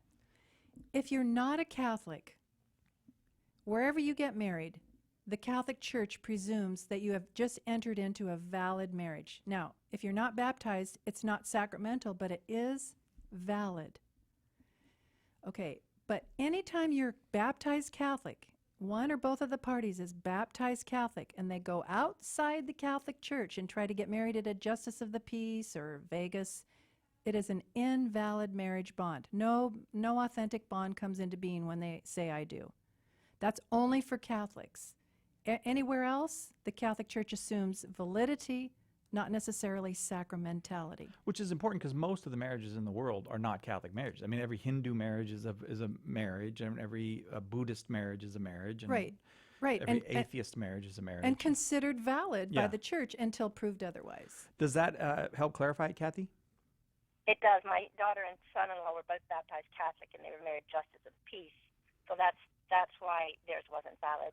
I understand. I had one more question. Okay. Yes. I'm a baptized Catholic. My husband, we were married validly in the church, but he was never baptized until he almost, when he fell out of a tree and broke his back, he was baptized by a nurse because of fear of death.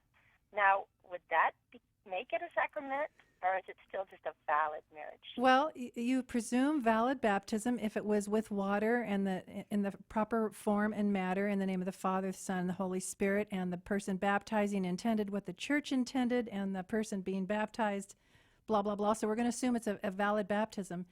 When you have a situation like that and the other one finally gets baptized, yes, boom, it now becomes a sacramental marriage.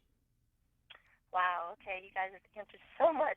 Thank you so much. Thank you, Thank Kathy, you for very calling much. in. Sorry we used those fancy theological terms like blah, blah, blah in that Did I answer. say but- blah, blah, blah? Well, you were just saying, I'm just teasing No, you, but Rose, you I'm know sorry. what? When you were talking about it, we presume it's a valid marriage. So you were saying, yeah, assuming I know, that all these things but are you done. know, people, the average person, and myself included, because I'm not a canon lawyer. Please let me say that loud and clear. I've just been in this business for so long. But sometimes those big, heavy theological words are overwhelming, and Yeah. it's like, I don't want, just give me the bottom line. Yeah, right. As long as your husband was validly baptized, which we Right. assume, Right. then Right. that's a sacramental marriage. Right. Now. Right. Yeah. Well, let's do another. Well, you know what? I want before we go to another call, because I've only done 4 out of the 6 Okay. myths that you Okay. prepped me with. So we said, well, let's see, divorce or annulment Annulment. makes children illegitimate. Have you heard that before from people? Yes, I have. I couldn't figure it out when I was young. I could not get my head around. Well, what about that? Are they illegitimate kids? Well, illegitimacy is a civil term, and it really started, it had to do with back in the olden day, blah, blah, blah, with property rights. You Yeah, know, if you right. had sex with your housekeeper in the barn or whatever, and you sired a child, that child could not access all your 40 acres of whatever you had. That was an illegitimate child. Yeah. and So they didn't have a legitimate claim on your property. That's exactly right. Anyway, so now fast forward today, the Catholic Church does not say that when you declare your marriage bond invalid that it affects the children in any way in that regard. That every child is wanted, every child is beautiful, made in the image and likeness of God, and through that child's baptism is a part of the body of Christ and the family of the church. So that's just an old myth that There's no illegitimate children then. All children are legitimate. Yes. Yeah. Yes. I gotcha. Yeah, in the eyes of the church, absolutely. Yeah. Okay. All right. That's good. Glad to It hear is it. good. Were you concerned about that? No. I'm not really concerned about that. Okay. Just No, checking. let's go to a call. You've Okay. flustered me now. I don't know even what to do with you, Rose Sweet. Carolyn in Denver, Colorado, listening to EWTN on Sirius Satellite Radio. You are on with Rose Sweet. Let's see if you can do anything with her. Well, thank you for taking my call. I'm just concerned because my son and daughter-in-law, my son was baptized Catholic, went through all the confirmation and everything. My daughter-in-law wasn't raised anything, was not baptized, was not anything. Well, they wanted to get married down in Mexico, and we told them that they needed to get married in the church, but she was adamant she wanted to get married on a beach. So they asked my husband to perform the marriage, which at first he said no because they weren't getting married in the church. But then he told them he would if they promised to get married in the church. So he did the online thing, and they got married, and they still haven't got it in the church. So are they validly married?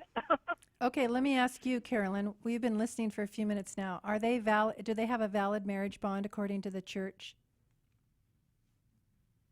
I think they have one? I think you know the answer. Do they have a valid marriage bond according to the Catholic Church teachings? I don't think so. No, they don't, because when a baptized Catholic marries outside the church, it's automatically an invalid bond. Okay, that doesn't mean, though, that he can't pray for him to open his heart and learn about what this means and have him desire to come back to the church and enter into this rightly, even with her, and open himself and herself up to the beautiful, powerful graces that we get. And I want to say this too, Carolyn. Maybe you can say this to your son and daughter-in-law. Grace has real effect on the soul, the mind, the heart, the intellect. Grace can change you from a selfish, self-centered person to a sacrificing, loving person. And in marriage, we all want to be loved. And we want to know how to love rightly. And it's grace that helps us see and be able to live that out so that we can be happy and holy. So grace is important. Sacraments have power. Amen. They do. Carolyn, how's that? Yeah, pray for your son and give him my email. Carolyn, okay? All right. Thank you. God bless you. Thank you. You know what? Can I say this too? What a difficult position it is for those parents when their children go outside the church. It breaks their heart. Yeah. They know it's not right. They don't know what to do. They don't want to lose the affection and the loyalty of their children. Right. And God love him, this Catholic man goes down and gets a minister's license online so that he doesn't alienate his son and his daughter. I mean, this is hard. Well, yeah. But as you said, the church has tools for these things, has ways that God has empowered the church with all kinds of tools for healing and forgiveness and reconstruction and help and all that kind of stuff. And Catholic Answers, I love you guys. You are on the radio every day and out in the world getting those answers and those solutions to people, so thank you. Well, let me thank you for something, for defending the sacraments. I think people have forgotten the sacraments have power. Yeah. They're not just little ceremonies. Yeah, exactly. They have enormous power. All right, let me get the sixth myth in. Okay. And then we'll take calls for the rest of the show after I get the sixth myth. In order to get a civil divorce, you have to ask your bishop's permission. Okay, this is causing a big brouhaha right now in Catholic social media.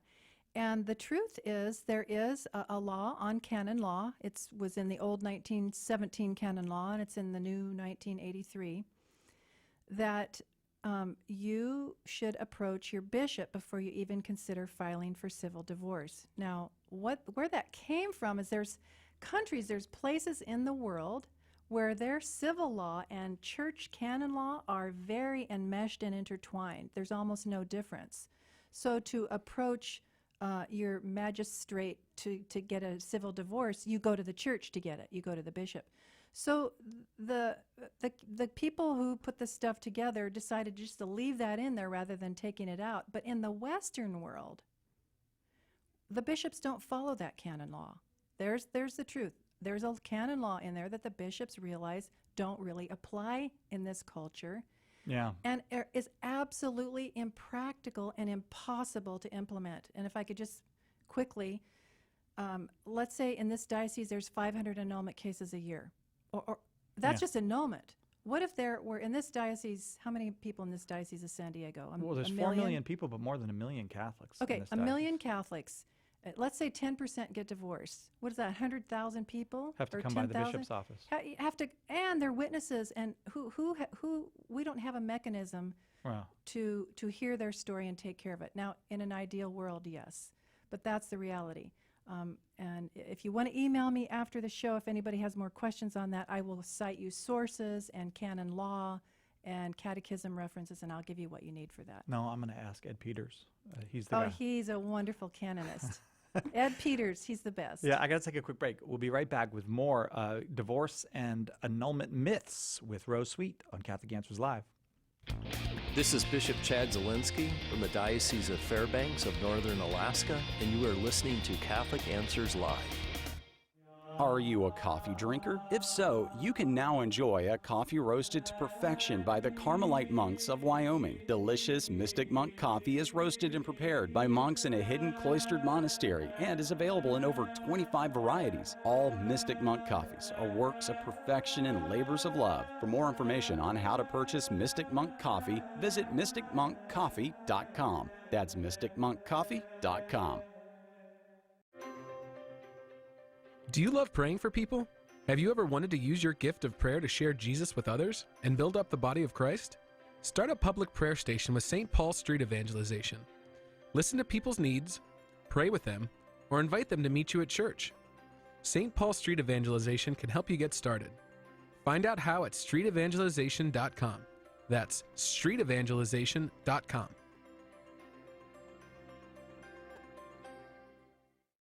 50 years ago, Blessed Pope Paul VI released his encyclical Humanae Vitae, reaffirming the Catholic Church's condemnation of contraception. Catholic Answers magazine is marking the anniversary with a very special issue delving deep into what is arguably one of the Church's most controversial documents in modern times. Want to be sure to get your copy? Subscribe right now to the best Catholic apologetics magazine anywhere by calling 818-487-2011 or by going to CatholicAnswersMagazine.com. Don't miss out on what will be a virtual handbook on the most important aspects of Paul VI's profound and prophetic document. Don't wait another moment to subscribe. Call 818-487-2011 or go to the shop at Catholic.com right now to get subscriptions for yourself and those you love.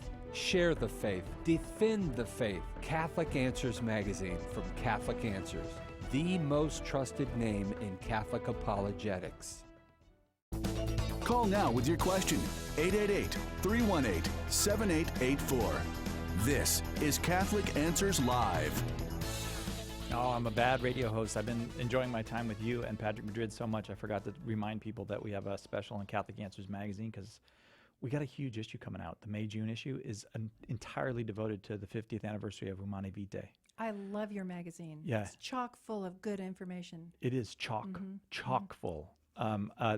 So you can... Another blah, blah, blah. blah, blah, blah. Look, so many things are being covered in there. The theological core of the issue of contraception, so we'll get into that, but also the limits of what the document teaches. Why did the Pope put this encyclical out in 1968? So many more questions. You just go to CatholicAnswersMagazine.com. You get $10 or $20 off, depending on how long you subscribe for. The subscription price, and they'll make sure if you subscribe before the end of this month, you will get the special Humanae Vitae edition. Go to CatholicAnswersMagazine.com. It's so well written. Even is. an idiot like me sometimes can understand.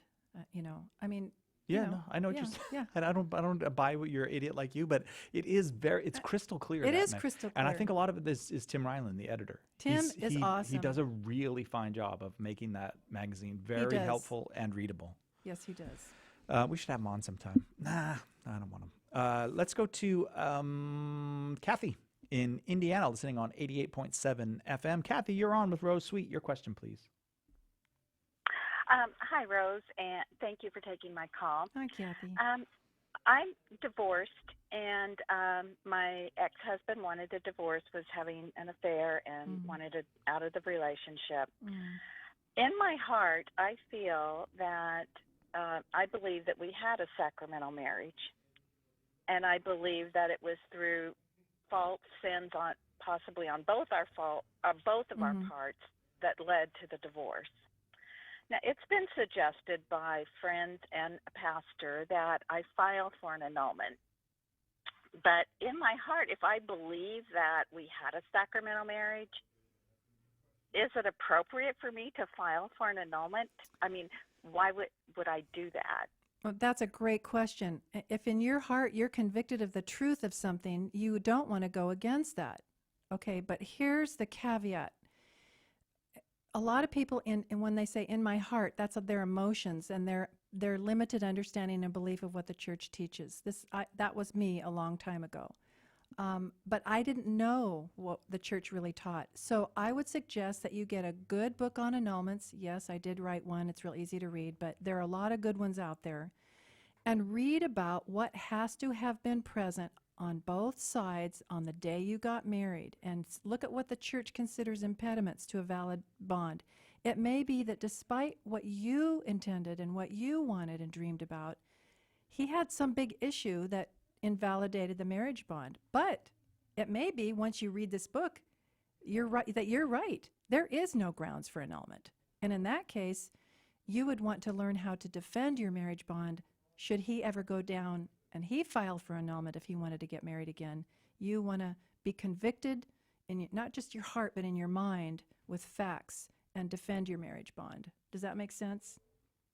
Yes, it does. And unfortunately, I did have an annulment years ago prior to this marriage. Mm-hmm. And so I am familiar with the annulment process. And that is one reason why, I do feel so convicted this time. And I know my ex is not going to file for an annulment. He's, basically walked away from the church. So it's not important to him. I don't see him ever wanting to file for an annulment because it doesn't matter to him. He has. So, Kathy, just remember, if I might add, that what you experienced in your first go-around with annulment was pertaining to a different marriage with a different person, and that it may be very different in this marriage. So before you close your mind and heart, just make sure you've done a lot of good research on your own, and you can always email me after the show, and I'll point you to some good resources. But be convicted. Don't just go by your emotions. Be really convicted, and then you can fight one way or the other for what you need to do. Thank you, Kathy, very, very much for that call. We go now to Gloria in Bakersfield, California, watching on YouTube. Gloria, your question for Rose Sweet. Hi. Yes, my question is, my sister was married in the Catholic Church, and her wedding was annulled. So, and now she's getting married again. And my father's having trouble with walking her down the aisle. He's hesitant about it, and he just feels like he doesn't want to be disrespectful doing it again. So I don't know what to do or what to tell him to, help him feel better about it. Would you be able to give me some insight on it or some input? Well, hopefully, Gloria. I would start with asking him, does he trust the wisdom of Holy Mother Church? And that Holy Mother Church took a long time investigating her first, what they would call, attempt at marriage, and came up to the conclusion that there was not a valid marriage bond there, and that she was then free to enter into another marriage, should she want to. So the issue, it's two issues. It's does he trust that the church did the right thing in granting annulment? And number two, is she marrying wisely again the second time? Is he hesitating because he's not sure about this new guy, or that she learned anything, or is she making another mistake? So just ask him what he's afraid of. What is it that you're not understanding or afraid of? And dig a little deeper with him. And you can always email me after the show. If I can help in any way, I'm happy to. Okay. Thank you. Okay. Okay, Gloria, thank you very, very much. Your website, Rose? RoseSweet.com. That is so hard to remember. I know. RoseSweet.com. Okay. Our next call comes from Anonymous in an anonymous location. Anonymous, you are on with Rose Sweet. Your question, please. Thank you. Rose, I think we're in an exact opposite situation of people filing for annulment. It's a situation where maybe a person has to file for marriage.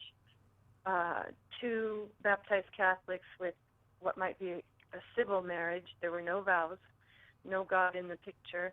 17 years later, of course, there's no love in the picture. Plenty of detriment. And after returning to the church a few years ago, I realized it's a marriage without grace, and it shows, and no level of effort can make up for that. So I'm thinking there are two options: a civil divorce and or really, quote, file for a marriage by going through the Catholic process, or deciding that there's no love and move on. Okay, so are you saying is this your situation or somebody else? This is my situation. Okay, so you guys were baptized, but you married outside the church. Let's stop right there. It doesn't matter what happened after that in a certain sense, whether the marriage was wonderful, horrible, whatever. Right then and there, when you attempted marriage and there is no valid marriage bond. You went outside the Catholic Church and didn't follow Catholic form. So you've been living together objectively in an adulterous relationship. There's no validity to it. Okay, fast forward 17 years, and I'm sorry to hear the pain in your voice that it was not a happy 17 years. And anyway, there is no marriage. What you are in the eyes of the church is a single person who needs to get to confession and ask for God's mercy and love and forgiveness and be filled with grace and get up and move forward the best you can. Does that make sense? Yeah, I did that part, and now I'm at the step of, well, I'm prepared in my mind for civil divorce. Your show, I turned on the radio. I just happened to be this topic, so I'm not out the door like I was supposed to be, because this topic apparently came timely for me. That's how God works.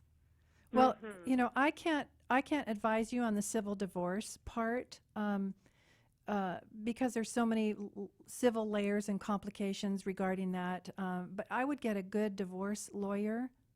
If you've done the spiritual, mental, emotional part of it, and you're not living together as husband and wife, then you just have that last little bit to take care of. And if you want to email me after the show, and if I can help you anymore, please do that. Well, thank you so much. I hope this helps other people. Before you go, though, were there children involved? No. Okay.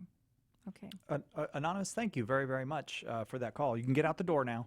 And if you email Rose, she will email you back. We do appreciate it. I think we can get another question in real quick. Peter in Worcester, Massachusetts, I'm going to have to ask you to go quickly with your question so that Rose will have time to answer it. Okay. I think we should leave the topic of sacramental out of the question of validity. As I read Matthew 19, for example, it's two consenting adults committing to each other is intrinsically valid.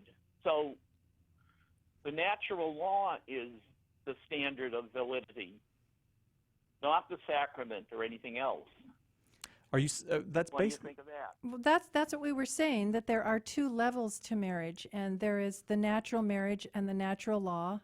But the minute one or both are baptized, then they have the opportunity to enter into the sacrament and receive the graces thereof. So was there confusion in that? Matthew 19 doesn't talk about people being baptized or about a sacrament even. Right. But elsewhere in Scripture it does, like Ephesians, when Paul talks about marriage between husband and wife being the image, the icon of Christ the bridegroom and the church the bride. There's a top part about the sacrament and lots of good stuff in there.